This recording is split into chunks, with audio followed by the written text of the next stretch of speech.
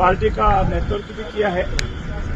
अच्छा होता आज विधानसभा में आते, फ्लोर पर आते और जो सुर्खियां वो सोशल मीडिया की मार्फत या आपके समझ लोग को बटोरते हैं, वो बात विधानसभा में कहते हैं। हमें उनके अनुभव का लाभ मिलता, हमारी आलोचना समालोचना विकास के मुद्दे पर सुझाव देते, परंतु ये इंडियन नेशनल कांग्रेस की फितरत रही है कि वो सुर्खियों में रहना चाहते हैं, अनावश्यक रूप से नकारात्मक बात करते हैं और चाहे प्रिंट मीडिया हो, चाहे इलेक्ट्रॉनिक मीडिया हो, चाहे सोशल मीडिया हो, उस पर सुर्खियां बटोरने के सिवाय मुद्दों पर आके कभी बात नहीं करते। और हमारा ये मानना है कि हमेशा मुद्दों पर आकर बात करनी चाहिए, विधानसभा के फ्लोर में आना चाहिए, विधानसभा में आकर पटल पर आकर के अपनी बात कहनी चाहिए। न केवल 8 करोड़ जनता सुनती है, बल्कि हिंदुस्तान का हर व्यक्ति जो सोशल मीडिया जो जुड़ा हुआ है विधानसभा की प्रक्रिया उससे जुड़ता है, उन्होंने इस संबंध में कोई नहीं किया और गुटबाजी को हवा देने का प्रयास किया। एक समय था तब जो हमारे प्रतिपक्ष का नेता है आदरणीय जूली साहब, जो हमारे एक वर्ग से आते हैं, उनको बोलने का मौका ही नहीं मिल रहा था, पर एक शक्ति अध्यक्ष हुई, उनको बोलने का मौका मिला। काफी दिन तक हमने इस बात को रखा, तो आज उसका काउंटर करने के लिए माननीय अशोक गहलोत जी आए हैं। अब कल से देखना आप, तो विधानसभा जब भी चलेगी तो वो इसीलिए आए हैं कि जूली जी धीरे धीरे आगे बढ़ रहे हैं, विधानसभा के फ्लोर में बोल रहे हैं। आज उनको बताना चाहिए था कि महामहिम के अभिभाषण पर आचार्य जूली साहब को बोलने क्यों नहीं दिया। उनको आज बताना चाहिए था कि क्या कांग्रेस पार्टी बैठकर भी तय नहीं कर सकती कि हमारे जो एक गरीब परिवार का एक बड़ा व्यक्ति आज प्रतिपक्ष का नेता बना है, एक वर्ग से आता है, उनको बोलने का अवसर क्यों नहीं दिया जा रहा था। और जब वो एक शक्ति यहाँ आती थी तो बार बार वही हावी क्यों हो जाती थी।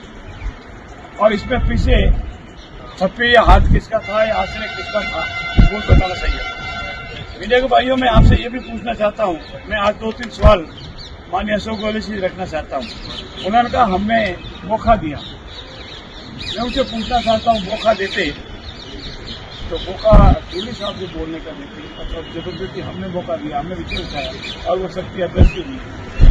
हम उनके रमोकरम पर सरकार में नहीं आए, हम जनता के आशीर्वाद से सरकार में आए, कामकाज के आधार पर सरकार में आए और हमारा 1 वर्ष से करीब जो ज्यादा पूर्ण हुआ 1-2 महीना, उसके काम के आधार पर जनता में हमारी छवि बनी है। अगर मौका देते तो विधानसभा में जब आप नेता सदन थे तो घटते घटते संख्या 21 में होगी। अगर आप सदन के नेता थे, जितनी बार हुई, तब आपकी सरकार क्यों गई। मैं ये भी पूछना चाहता हूँ, मौका नहीं दिया गया है, हमने मौका काम के आधार पर, संकल्प के आधार पर, हमारे यशस्वी मुख्यमंत्री भजन लाल जी के संकल्प शक्ति के आधार पर मौका लिया है। हमारे केंद्रीय नेतृत्व का हमारे ऊपर आशीर्वाद है और आम जन का हमारा आशीर्वाद है। कई दिन तक कुर्सी की खींचतान चलती रही, आदरणीय सचिन पायलट जी को मुख्यमंत्री क्यों नहीं बनने दिया। मौका की बात करते हैं, आदरणीय पायलट जी को मौका देने के बजाय रगड़ाई की बात क्यों की। मौका देने की बात करते हैं, उनको मौका देने के बजाय होटलों में कैंपिंग क्यों नहीं की। मौका देने की बात करते हैं, मैं उनसे ये भी जानना चाहता हूँ कि होटलों में कैंपिंग नहीं करके सीधा कह देते पायलट जी आप आइए, आप हम बराबर हैं, आपको मौका देते हैं। आदरणीय परशुराम जी मदेना साहब को मौका क्यों नहीं दिया। आदरणीय हरदेव जी जोशी जी का विषय आए तब अड़ंगाई क्यों लगाई। दिल्ली से आदरणीय सीपी जोशी साहब को मौका क्यों नहीं दिया। दिल्ली से जब 22 सितंबर 2022 को जयपुर में मल्लिकार्जुन खड़गे का डेलीगेशन आया था तो वो नाटक रच करके उनसे उनके विधायकों को मिलने क्यों नहीं दिया। और आप किस कारण से सीधे जैसलमेर पहुंच गए। दिग्गज नेता परशुराम जी को मौका देने की कितनी बार वोट लिया और जब मुख्यमंत्री बनने का मौका आया तो मुख्यमंत्री कौन बन गया। मैं ये भी आज इनसे साहब से सवाल पूछना चाहता हूं कि 98 में जब मौका मिला था तो अन्य नेताओं को आगे बढ़ने, चाहे वारी सिंह जी ऐसे अनेक ऐसे माननीय नेता है, उनको आगे बढ़ने का मौका क्यों नहीं दिया गया।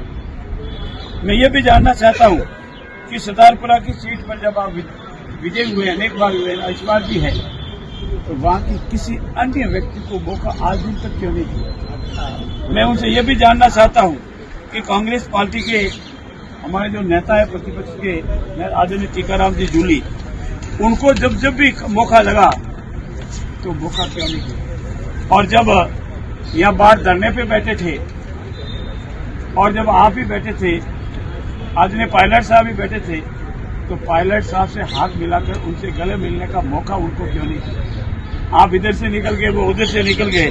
ऐसी स्थिति में जो भजन लाल जी की सरकार एक शानदार काम कर रही है, विधानसभा उनके मुद्दों पर चल रही है। हमने चाहे बजट हो, बजट की क्रियान्विति हो, बेरोजगार विद्यार्थियों को रोजगार देने का विषय हो, राइजिंग राजस्थान हो, ऊर्जा का क्षेत्र हो, पानी का क्षेत्र हो, ऐसी स्थिति में जो व्यवधान डालने का काम करते हैं विधानसभा में किसी मुद्दे पर नहीं। पिछले 3 दिन से आप देख रहे हैं, बाइकाट का विषय कौन सा, कोई विषय नहीं। खड़े खड़े होता है कि नहीं यूं इशारा करते हैं तो बाइकाट, कोई बाइकाट नहीं। बाइकाट का विषय गंभीर विषय होता है। अगर सदन में कोई गतिरोध होता है, प्रतिपक्ष के बाद कोई मुद्दा नहीं होता है और तो बाइकआउट करते हैं, तो वो बाइकआउट नहीं होता है। और मुद्दे पर अगर बाइकआउट करता है तो हम लोग उसका जवाब देते हैं। ऐसी स्थिति में आज माननीय अशोक गहलोत जी ने एक दूसरी हवा देने का प्रयास किया है। परिदृश्य में पिछले 3 दिन 4 दिन से आपको कह रहा था बदला हुआ था और कल के बाद परिदृश्य बदला हुआ नजर आएगा। मैं पुनः आप सबके मार्फत निवेदन करना चाहता हूँ, हमारे वरिष्ठ नेता है, अनुभवी नेता है, वो आए, सदन में आए, हमारे साथ बैठे, हमारी आलोचना करें, हमको सुझाव दें, सरकार के भलाई के लिए और देश और प्रदेश की भलाई के लिए बात करें।